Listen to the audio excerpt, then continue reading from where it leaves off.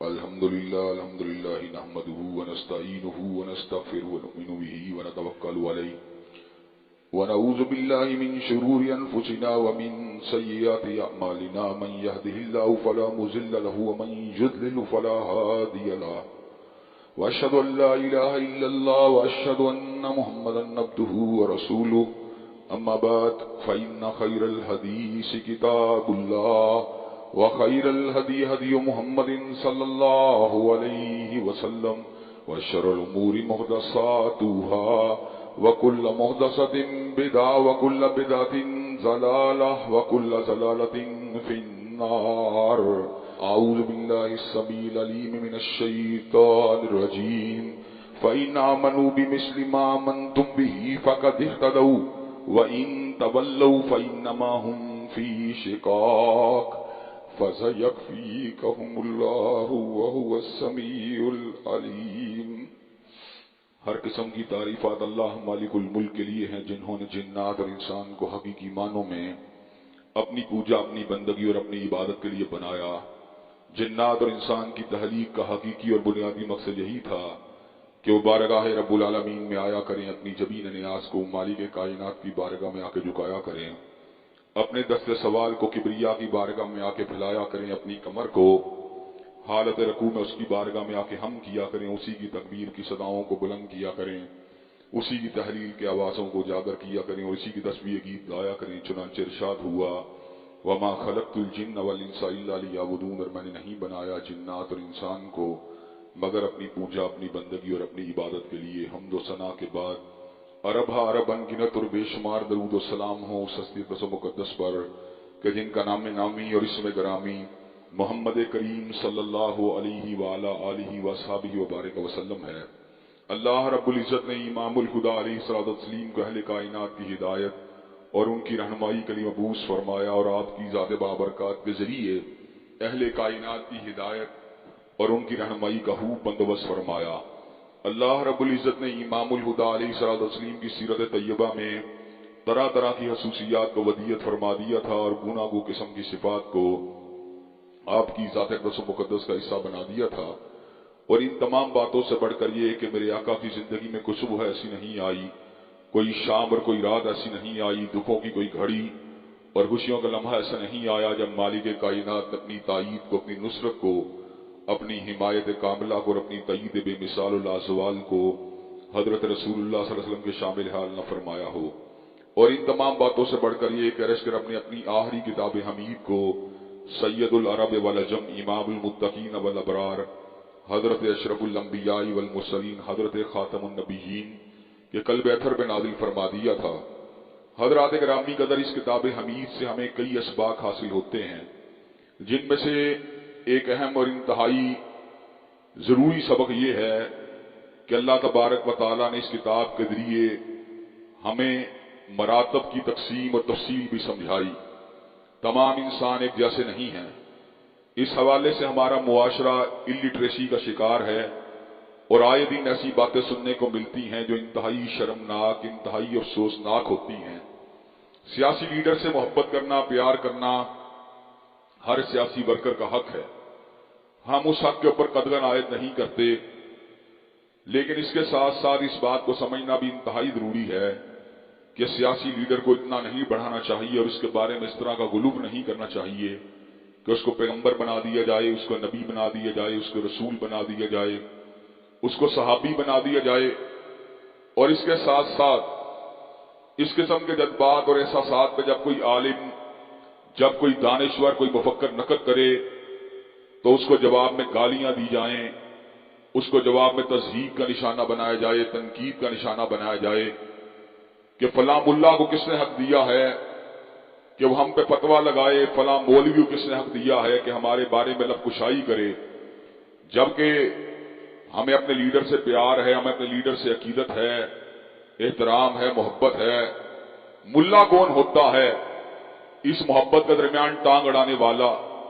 حضرات گرامی قدر اسی وجہ سے ہم آئے دن اس قسم کی بے ضابطگیوں کو دیکھتے ہیں کہ کبھی کوئی چھوٹی عمر کا بچہ عمران خان کو حضرت عبداللہ اور حضرت آمنہ کے بعد اس کے والدین کو کائنات کا لکی ترین والد اور والدین اور پیرنٹس قرار دیتا ہوا نظر آتا ہے، اور جب بات کی جائے تو یہ بات کی جاتی ہے کہ ملا اتنے تنگ نظر ہیں، ایک چھوٹے سے بچے کی گفتگو کے اوپر بھی فتوے لگانے پہ اتر آتے ہیں، حالانکہ فتوے والی کوئی بات تاحال منظر عام کے اوپر نہیں آئی۔ اسی طرح کی باتیں مختلف ادوار میں سننے کو ملتی رہیں۔ مسلم لیگ کے حوالے سے یہ باتیں کم سننے کو ملتی ہیں۔ ایک دور میں ذوالفقار علی بھٹو مرحوم کے بارے میں پیپل پارٹی کے جیالے بھی بڑی عجیب و غریب قسم کی گفتگو کیا کرتے تھے، اور آج ایک عرصے کے بعد تحریک انصاف کے جیالے اور دوست بھی خان صاحب کے بارے میں اسی قسم کے جذبات اور احساسات کا اظہار کرتے ہیں۔ ایک جلسے کی ویڈیو میں اس قسم کی باتوں کو بھی دکھلایا گیا کہ ایک عورت کہتی ہوئی نظر آتی ہے کہ خان صاحب اس صدی کے پیغمبر ہیں، خان صاحب اس صدی کے اندر ان کے پلے کا آدمی کوئی پیدا نہیں ہوا۔ حضرات گرامی قدر ابھی چند روز پہلے آنے والی ویڈیو کے اندر اس طرح کی بات موجود تھی، جو خان صاحب کی تحریک کے اندر بحالی جمہوریت کہہ لیجئے یا بحالی اقتدار خان صاحب کہہ لیجئے، اس میں حصہ لیتا ہے، اس میں مار کھاتا ہے، اس کا درجہ صحابیوں کے برابر ہے۔ حضرات گرامی قدر نہ جانے ہمارا معاشرہ کس سمت پہ چل نکلا ہے۔ سیاسی لیڈر ہوتا ہے، لیکن امام کائنات کے مقابلے کے پر ان کی ذات اقدس کو کھڑا کر دینا یہ کسی بھی طور کے پر درست اور روا بات نہیں ہے۔ آج میں جہاں پر عوام الناس کے سامنے اس بات کو لا وجہ البصیرت رکھنے کے لیے آیا ہوں، وہاں پر تحریک انصاف کے کارکنان کے ساتھ بھی بڑے ادب کے ساتھ، بڑے احترام کے ساتھ ان کی خدمت کے اندر بھی اس بات کو رکھنا چاہتا ہوں کہ خان صاحب سے پیار کیجئے، ضرور کیجئے، وہ آپ کے قائد ہیں، آپ کے لیڈر ہیں، آپ کے رہنما ہیں، لیکن خدارا ان کی شان کو اس طرح مت بڑھائیے کہ جس طرح سابقہ اقوام نے غلوب کر کے اپنے آپ کو تباہی کے راستے کے اوپر ڈال دیا، آپ بھی تباہی کے راستے کے اوپر مت چل نکلیے۔ حضرات گرامی قدر ہمیں کلام حمید سے سبق حاصل ہوا، یہ کائنات میں سب سے افضل ذات جو ہوتی ہے وہ نبیوں کی ہوتی ہے، رسول اللہ کی ہوتی ہے، اس لیے ہوتی ہے کہ ما کان لبشر ان یکلمہ اللہ الا وحی او من وراء حجاب، کہ دنیا کے ہر لوگ، دنیا کا ہر شخص وہ انسانوں کے ساتھ کلام کرتا ہے، لیکن انبیاء علیہ السلام کو شرف عظیم حاصل ہوا کہ انہوں نے مالک کائنات سے کلام کیا۔ حضرات گرامی قدر اللہ تبارک و تعالی سے کلام کرنا یہ کوئی معمولی بات نہیں ہے۔ اللہ جو خالق کائنات ہیں، جو مالک کائنات ہیں، جو مالک الملک ہیں، جو ذوالجلال والاکرام ہیں،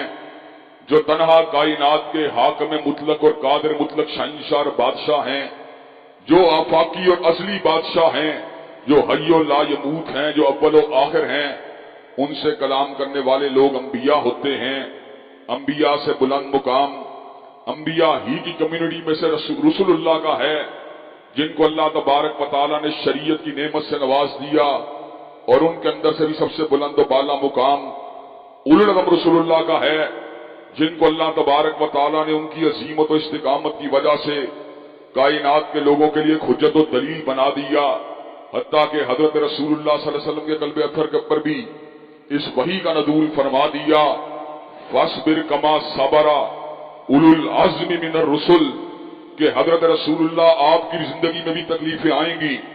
جس طرح آپ سے پہلے اولو العزم رسول اللہ کی زندگی میں تکالیف آتی رہیں، پھر آپ نے کیا کرنا ہے، فاصبر کما صبر اولو العزم من الرسل،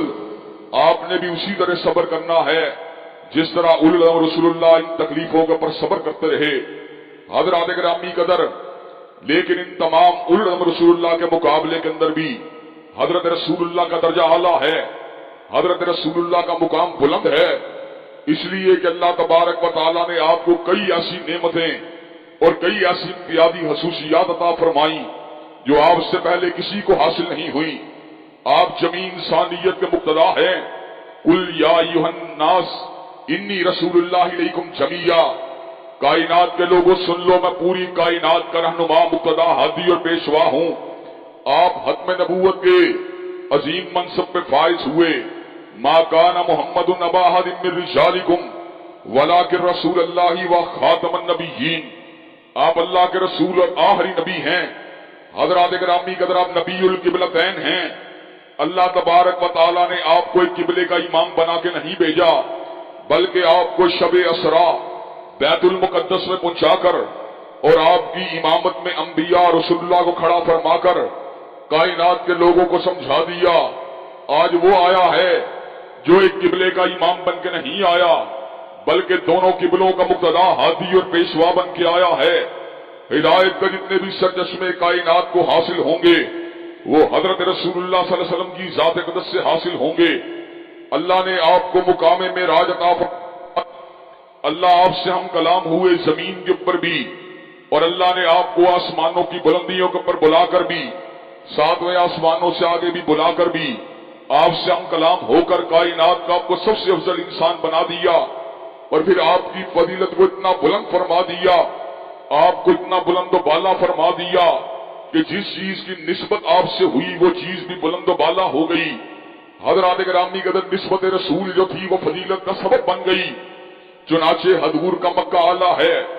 حضور کا مدینہ اعلیٰ ہے، حضور علیہ السلام کے شب و روز اعلیٰ ہیں، حضور کی زندگی اعلیٰ ہے، حضور کا اسوہ اعلیٰ ہے، حضور کا لباس اعلیٰ ہے، حضور کا امامہ مبارک اعلیٰ ہے، حضور کی ردائے مبارک اعلیٰ ہے، حضور کی زلفائے مبارک اعلیٰ ہے، حضور کا چہرہ اعلیٰ ہے، حضور کی آنکھیں اعلیٰ ہیں، جس عہد میں حضور آئے وہ عہد اعلیٰ ہے، جس زمانے میں حضور آئے وہ زمانہ اعلیٰ ہے، حتیٰ کہ حضور نے اس امر کا اعلان فرما دیا، خیر الناس کرنی ثم الذین یلونہم ثم الذین یلونہم، بہترین لوگ میرے زمانے کے لوگ ہیں، اور اس کے بعد وہ لوگ بہترین ہیں جنہوں نے ان لوگوں کی زیارت کی جنہوں نے میرے چہرہ پر نور کی زیارت کی ہے، اور پھر وہ لوگ اعلیٰ ہیں جنہوں نے ان لوگوں کی زیارت کی، جنہوں نے ان لوگوں کی زیارت کی جنہوں نے صحابہ کرام کی زیارت کی تھی، یعنی صحابہ کرام کائنات میں سب سے اعلیٰ ہیں۔ خیر الناس کرنی، بہترین لوگ میرے زمانے کے لوگ ہیں، ثم الذین یلونہم، پھر وہ لوگ بہترین ہیں جنہوں نے صحابہ کے چہروں کی زیارت کی، اور پھر وہ لوگ بہترین ہیں جنہوں نے تابعین اعظام کے چہروں کی زیارت کی۔ حضرات گرامی قدر، لیکن بعض لوگ اس حوالے سے افراد و تفریق کا شکار ہیں، وہ حضور کے مکے کو تو اعلیٰ سمجھتے ہیں، حضور کے مدینے کو تو اعلیٰ سمجھتے ہیں، حضور کی ردائے مبارک کو تو اعلیٰ سمجھتے ہیں، حضور کے امامہ مبارک کو تو اعلیٰ سمجھتے ہیں، لیکن جب بات آتی ہے حضور کے رفقا کو ماننے کی تو نعوذ باللہ من ذالک، آپ کے رفقا کے بارے میں بڑی لبکشائیاں کرتے ہیں، بڑی بڑی غلط باتیں کرتے ہیں، بڑے بڑے لوگوں کے ذہنوں کے اندر وہ ہام و اشکال کو پیدا کرنے کی کوشش کرتے ہیں۔ حضور کے اہل البیت اعلیٰ ہیں، حضور کی بیویاں اعلیٰ ہیں، حضور کی بیویوں کو یہ مقام حاصل ہے، النبی اولیٰ بالمؤمنین من انفسہم وازواجہ امہاتہم، حضور کی بیویاں مومنوں کی مائیں ہیں، بنات النبی الطاہرات، حضرت رسول اللہ کی بیٹیاں اعلیٰ ہیں، اتنی اعلیٰ اور اتنی افضل ہیں کہ جن کے چہرہ مبارک کو کسی غیر محرم کی آنکھوں نے نہیں دیکھا۔ حضرات گرامی قدر، حضور کی بیٹی زینب اعلیٰ ہے، حضور کی بیٹی رقیہ اعلیٰ ہے، حضور کی بیٹی ام کلثوم اعلیٰ ہیں، اور حضرات گرامی قدر پھر ان سب سے اوپر سیدہ فاطمہ الزہرا کا مقام ہے جو سیدۃ النساء اہل الجنہ ہے۔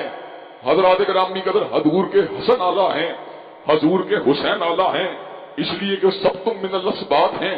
وہ امتوں میں سے امت ہیں۔ حضرات گرامی قدر وہ نسلوں میں سے اونچی نسل کے لوگ ہیں، وہ جنت کے شہزادگان ہیں، وہ شباب اہل الجنہ کے سردار ہیں، وہ حضور کے اس دنیا کے اندر خوشبو اور پھول ہیں۔ حضرات گرامی قدر، لیکن ساتھ ہی ساتھ اس بات کو بھی ہمیں اپنے دل میں جگہ دینے کی ضرورت ہے کہ جس طرح آپ کے اہل البیت اعلیٰ ہیں، اسی طرح حضرت رسول اللہ کے تلامذہ بھی اعلیٰ ہیں، حضور کے اصحاب بھی اعلیٰ ہیں، حضور کے وفادار بھی اعلیٰ ہیں، حضور کے کمپینین بھی اعلیٰ ہیں۔ والسابقون الاولون من المہاجرین والانصار، اور سبقت لے کے جانے والے ایمان میں سے مہاجر ہوں یا انصار ہوں، والذین اتبعوہم باحسان، اور نیکی کے راستے پہ چلنے والے، ان کی اتباع کرنے والے لوگ ہوں، رضی اللہ عنہم ورضوا عنہ،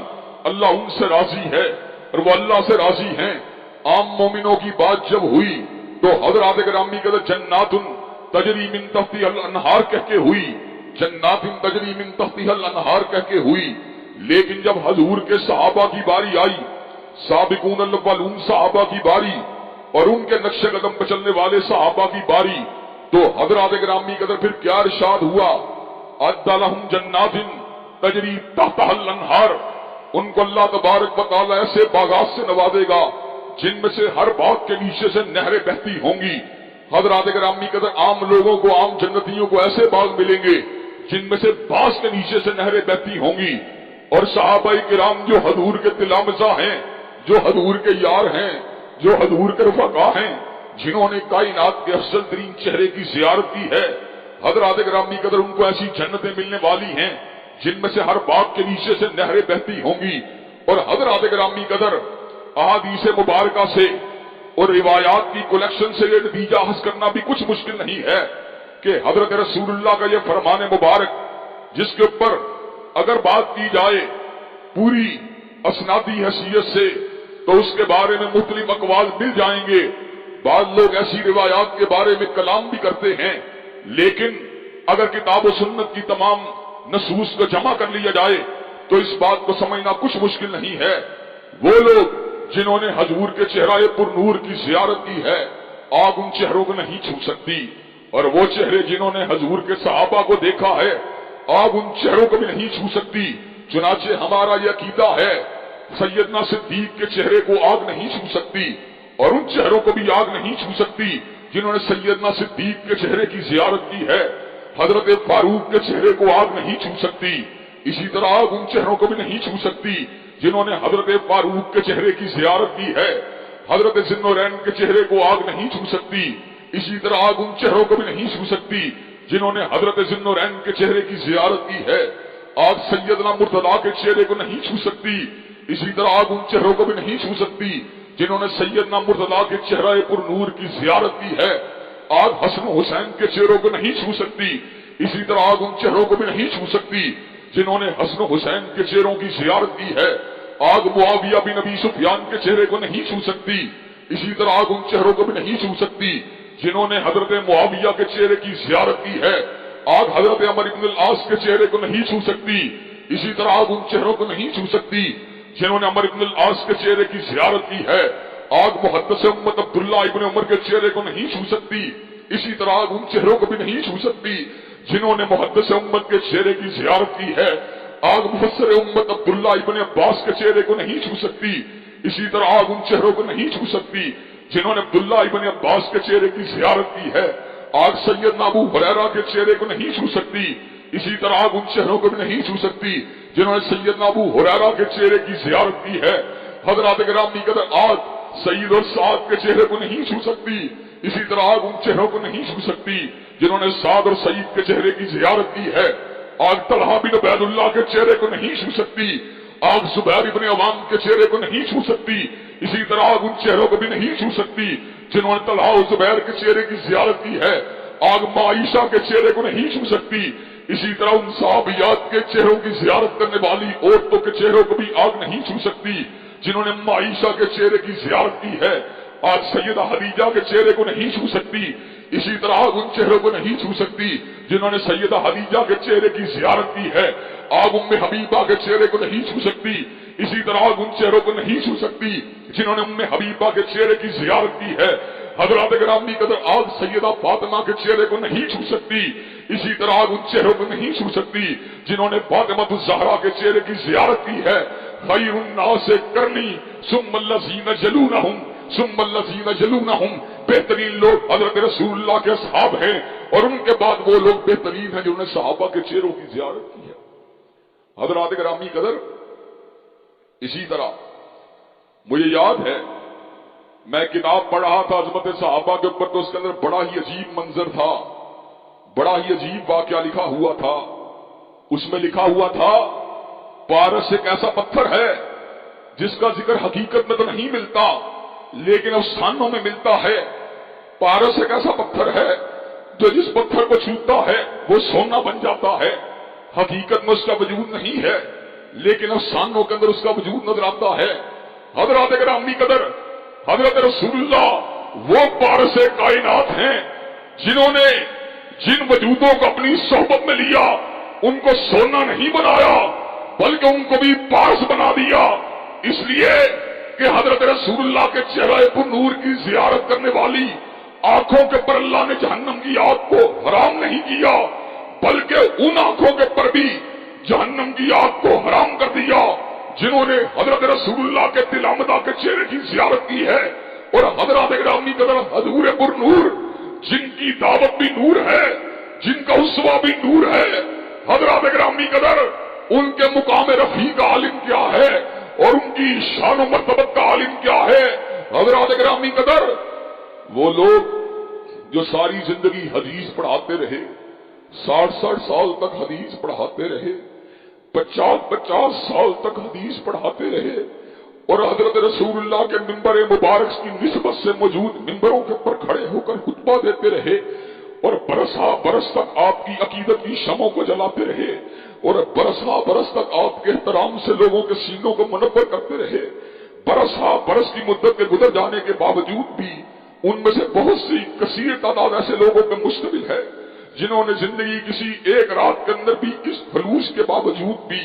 इस प्यार और एहतराम के बावजूद भी हजूर के चेहरा पुर नूर की जियारत नहीं की। हजरात ग्रामी कदर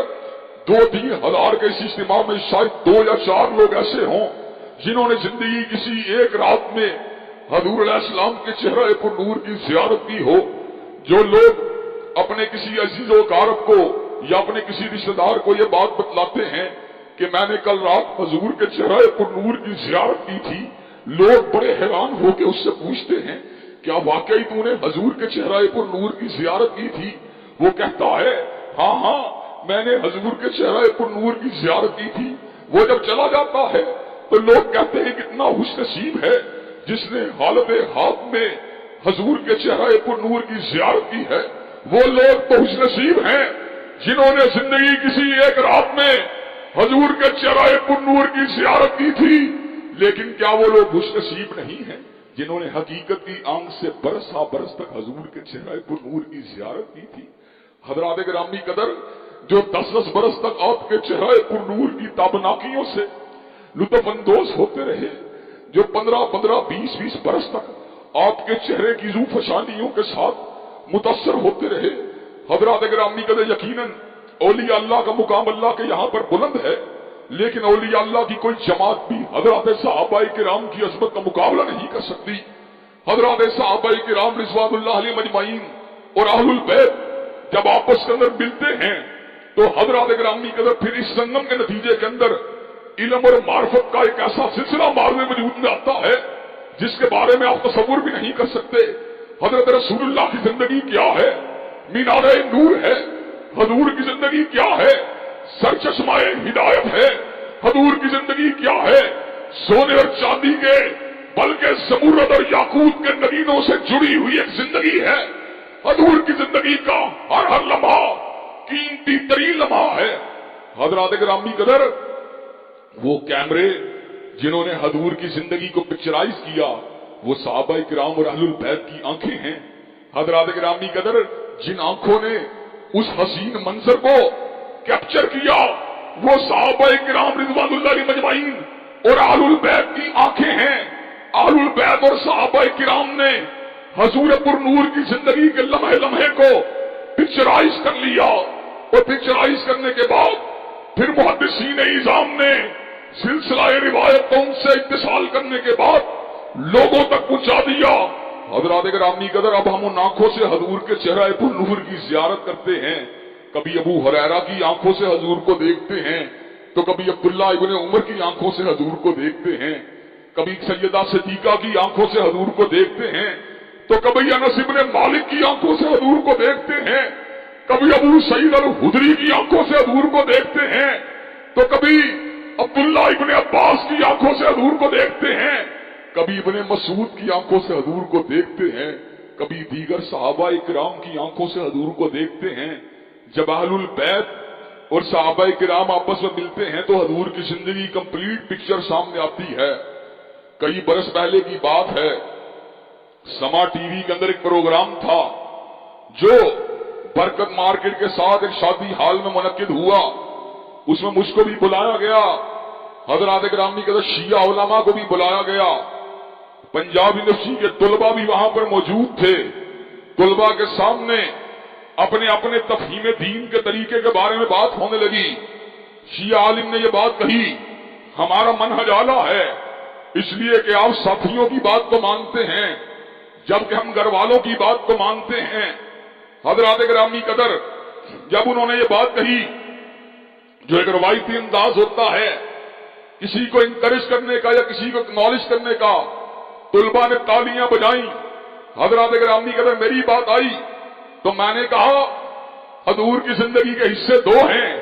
ایک حصہ وہ ہے جو حضرت رسول اللہ نے اپنے گھر میں گزارا ہے، اور ایک حصہ وہ ہے جو حضرت رسول اللہ نے باہر کی زندگی باہر لوگوں کے درمیان گزارا ہے۔ جب گھر کی بات ہوگی تو اہل البیت کی روایت معتبر ہوگی، جب باہر کی بات ہوگی تو یاروں کی بات معتبر ہوگی۔ حضرات گرامی قدر، غار سور کی تنہائیوں کی شہادت صدیق کے سوا کوئی بھی نہیں دے سکتا۔ حضرات گرامی قدر، حضرت رسول اللہ صلی اللہ علیہ وسلم جب تبوک کے اندر موجود تھے تو آپ کے دائیں بائیں جو صحابہ تھے وہی آپ کی جنگ کی شہادت دے سکتے ہیں۔ حضرات گرامی قدر، جب تہجد کا وقت ہوتا تھا اور جب سینہ مصطفیٰ سے ہنڈیا کے ابلنے کی آوازیں آتی تھیں اور جب حضرت رسول اللہ کی بارگاہ میں آنسوؤں کو گرا رہے ہوتے تھے اور جب سید ولد آدم اللہ کی قربت کا سفر کر رہے ہوتے تھے تو حضرات گرامی قدر اس وقت کی شہادت امی عائشہ کے سوا اور آپ کی ازواج مطہرات کے سوا کوئی بھی نہیں دے سکتا۔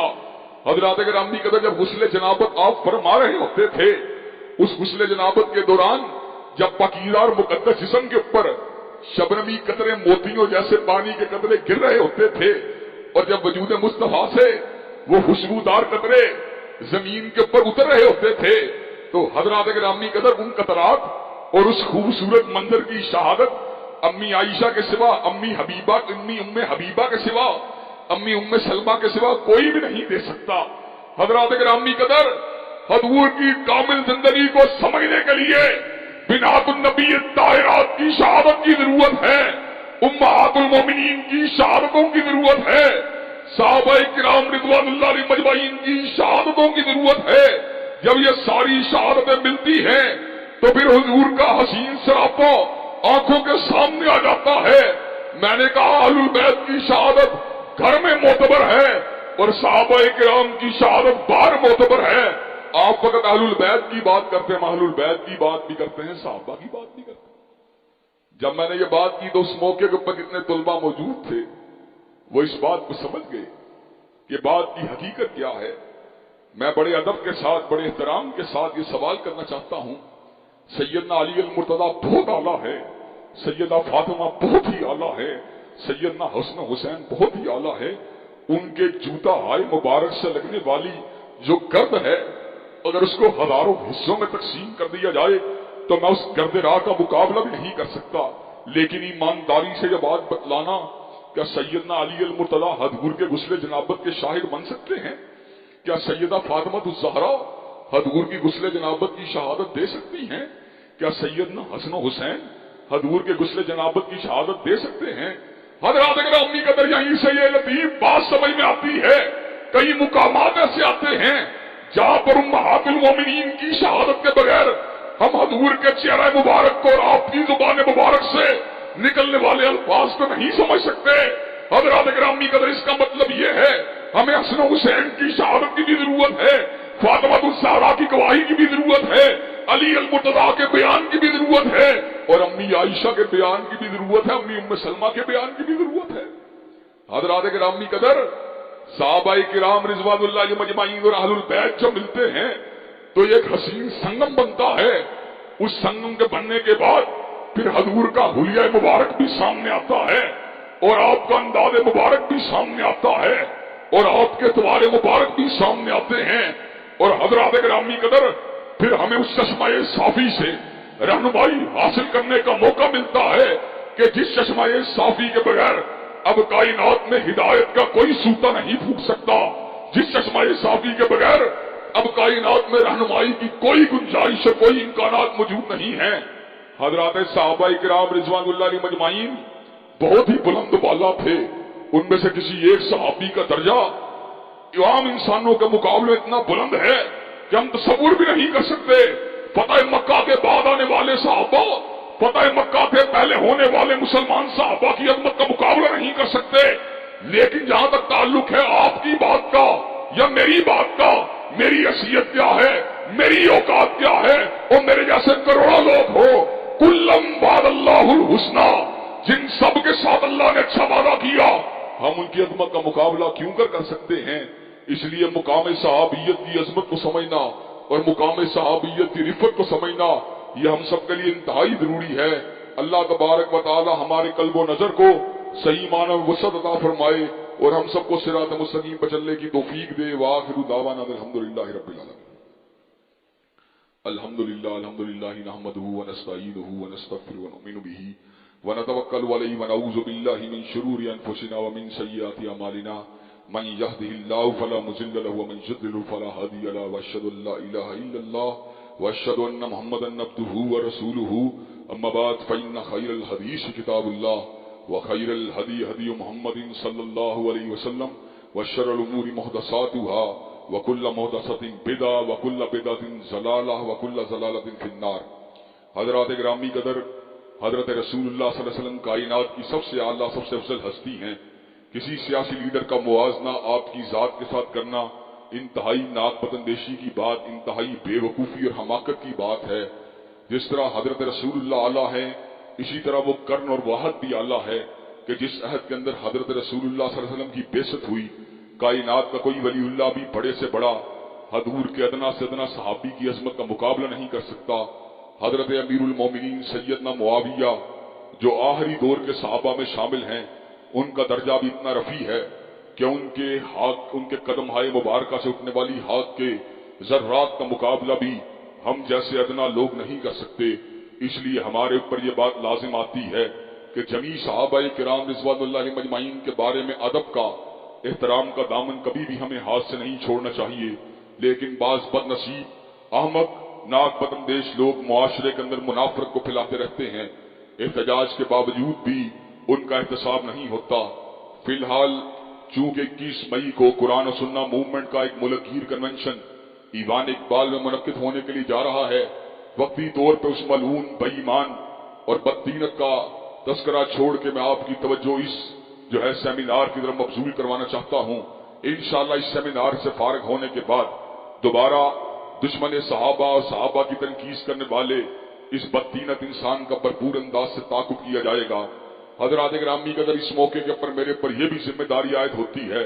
کہ حق بات کا ابلاغ آپ حضرات کے سامنے کر دوں، اس لیے کہ حضرت علامہ شہید بھی کہا کرتے تھے، کہتا ہوں وہی بات،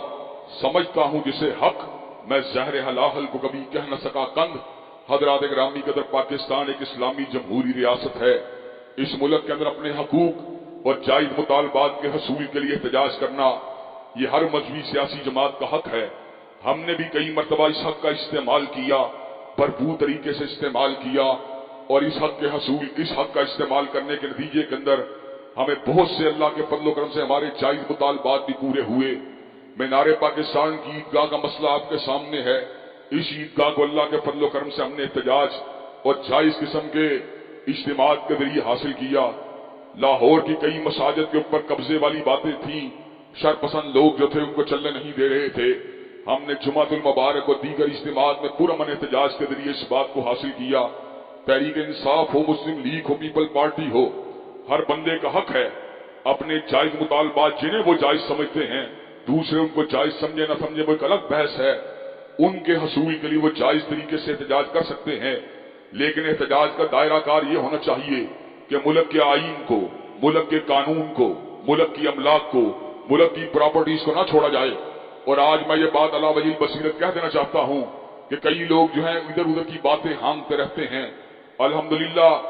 ہم افواج پاکستان کی ذمہ داریوں کے بارے میں بالکل کلیئر کٹ بیان رکھتے ہیں۔ ہم افواج پاکستان اور عسکری اداروں کو آئین پاکستان کی روشنی کے اندر پاکستان کے زمام کار کا مالک نہیں سمجھتے۔ سیاسی حوالے سے ہم ان کی مداخلت کے قائل نہیں ہیں۔ ہم جمہور کو اس بات کا، عوام کو اس بات کا حق دیتے ہیں کہ عوام الناس جو چاہیں اپنے لیے جس کو مناسب سمجھے اس کو ووٹ دے کے اپنے لیے منتخب کر سکتے ہیں۔ فوج کا کوئی حق نہیں بنتا کہ وہ بیلٹ باکس کو تبدیل کرنے کی کوشش کریں، لیکن حضرات گرامی قدر فوج پاکستان کے دفاع کی ضامن ہے۔ اندرونی اور بیرونی دشمنوں کے اوپر نظر رکھنا یہ افواج پاکستان کا کام ہے۔ افواج پاکستان یا پولیس کی جو سیکورٹی فورسز ہیں، حضرات گرامی قدر اگرچہ سیاسی امور میں ان کی مداخلت کسی بھی طور پر درست نہیں ہے، لیکن ان کا وجود ملک کے دفاع کی علامت ہے، ملک کے اندر قانون کی عملداری کی علامت ہے۔ حضرات گرامی قدر اس قانون کی عملداری کی علامت کو ہاں ان کے اندر سیاسی اعتبار سے سکم بھی موجود ہوں، اس کو کسی بھی طور پہ مجروح کرنا یہ در حقیقت ملک کے دفاع کو کمزور کرنے والی بات ہے۔ حضرات گرامی قدر تحریک انصاف کے احتجاج کے دوران جو ایک خاص قسم کا جنون خان صاحب نے اپنے کارکنوں میں پیدا کیا، اس کا نتیجہ یہ نکلا کور کمانڈر ہاؤس پہ حملہ کیا گیا، جی ایچ کیو کے اوپر حملہ کیا گیا۔ حضرات گرامی قدر یہ کوئی احتجاج کا طریقہ نہیں ہے۔ احتجاج کرنا ہے کور کمانڈر ہاؤس کے سامنے بینر لہراؤ، پلے کارڈ اٹھاؤ، سلوگن کو ریز کرو، لیکن یہ کیا طریقے کی بات ہے کور کمانڈر ہاؤس میں گھس کر وہاں پہ آگ کو لگا دیا جائے، گورنر ہاؤس کے اندر آگ کو لگا دیا جائے، حضرات گرامی قدر اربوں کے اثاثوں کو نظر آتش کر دیا جائے، اور پھر اس قسم کی افواہیں سننے کو ملیں کہ پاکستان کے داخلی افشار کو دیکھ کر ہندوستانی افواج نے کشمیر کے بارڈر کے اوپر پیش قدمی کرنے کی کوشش کی ہے۔ حضرات گرامی قدر اس قسم کی غلط کوششوں کے نتیجے کے اندر معاشرے کے اندر قانون نافذ کرنے والے اداروں کا جو اثر و رسوخ اور اثر و نفوذ میں کمی واقع ہوتی ہے، جس کے نتیجے کے اندر ملک کا دفاع اور ملک کے اندر قانون کی عملداری کو زبردست قسم کا سکم پہنچتا ہے۔ ہم یہ بات سمجھتے ہیں احتجاج کا یہ طریقہ ہر اعتبار سے غلط ہے،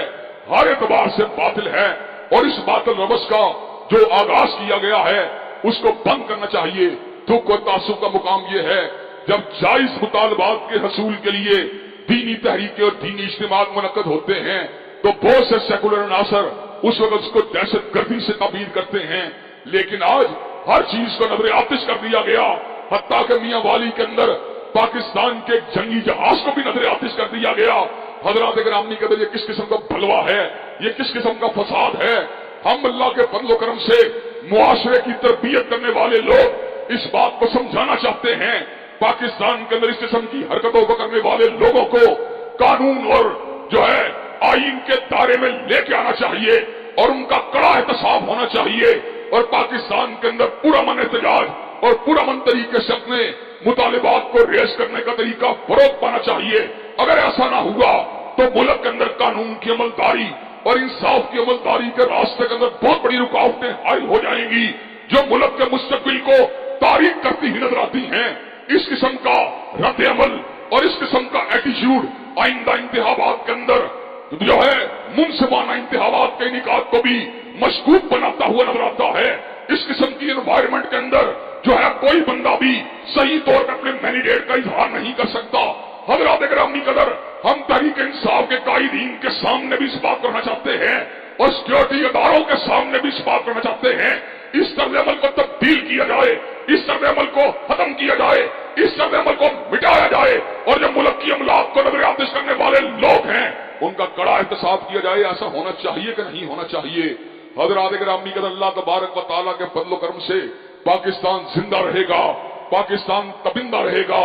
اسلام کا یہ چمن اور اسلام کا یہ قلعہ اللہ کے فضل و کرم سے شاد اور آباد رہے گا۔ اس کی بنیادوں کے اندر شہداء کا لہو ہے، اس کی بنیادوں کے اندر اولیاء اللہ کا لہو ہے، اس کی بنیادوں کے اندر حضرت محمد علی جناح کی کاوشیں ہیں، اس کی بنیادوں کے اندر حضرت علامہ اقبال کا فلسفہ انقلاب اسلامی ہے۔ اللہ کے فضل و کرم سے پاکستان قائم و دائم رہے گا، اور انشاءاللہ پاکستان کے استحکام کے لیے ہم بھی قرآن و سنہ موومنٹ کے پلیٹ فارم سے اپنا کردار ادا کرتے رہیں گے۔ 21 تاریخ کو ہونے والا کنونشن جو ایوان اقبال میں منعقد ہو رہا ہے، تمام دوست وہاں شرکت کرنے کے لیے تیار ہیں؟